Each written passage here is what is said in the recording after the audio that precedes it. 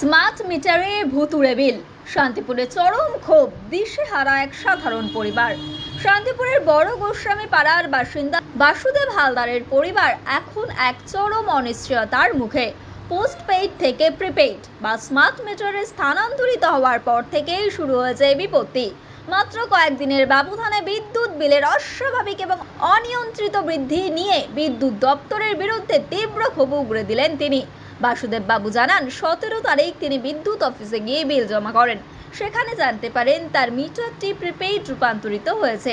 প্রথমে তার নিজের নামের মিটারে 1884 টাকা বিল রানিং বিলিং এর মাধ্যমে 1300 টাকা হয় এবং তিনি তা গুগল পের মাধ্যমে পরিশোধ করেন।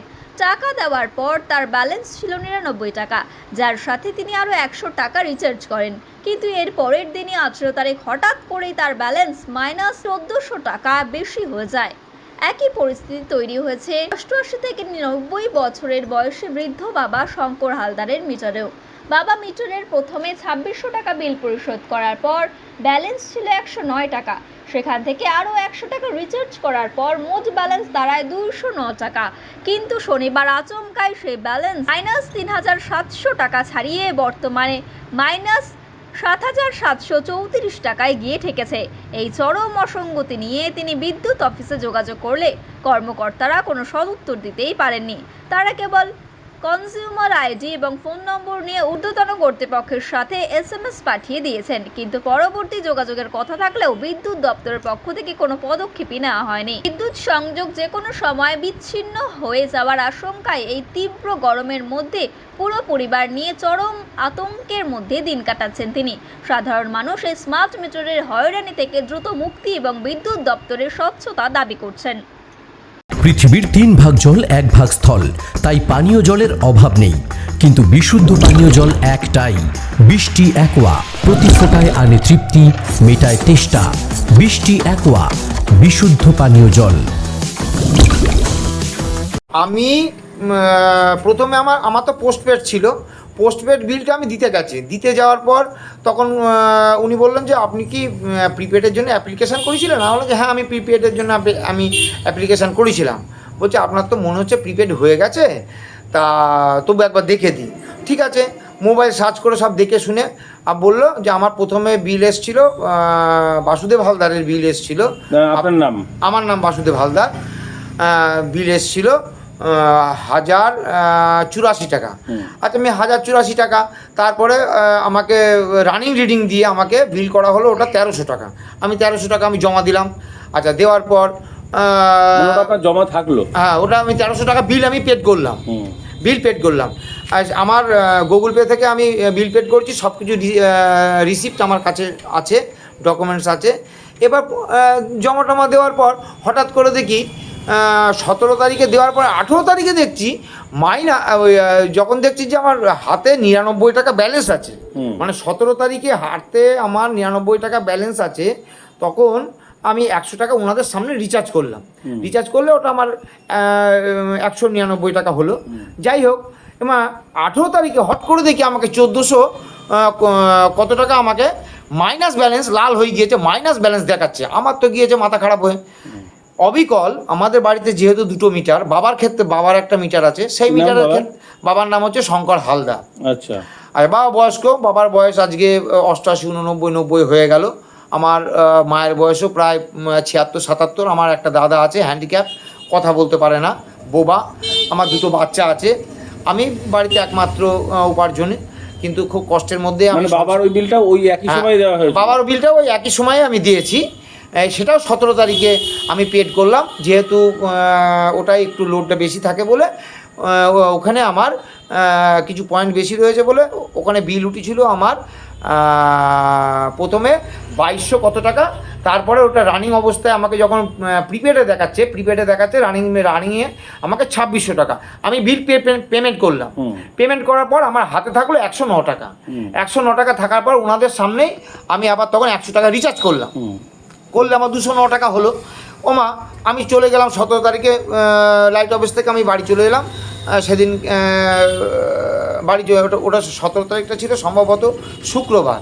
এবার শনিবার দিনকে হঠাৎ দেখি ওই একই পরিস্থিতিতে আমার ওই বাবা শঙ্কর হালদারের ওই মিটারে নামকরণ মিটারে হট করে দেখছি -3700 কত টাকা, মানে লাল হয়ে গিয়েছে, -3700 কত টাকা। আমি এইবার ওই পরিস্থিতি দেখে আমি 18 তারিখে আর কি 18 তারিখে আমি আমি গড়ের হাট থেকে, মানে ওটা ছিল বৃহস্পতিবার, হ্যাঁ, আমি তৎক্ষণাৎ আমি ছুটে আসি লাইট অফিসে।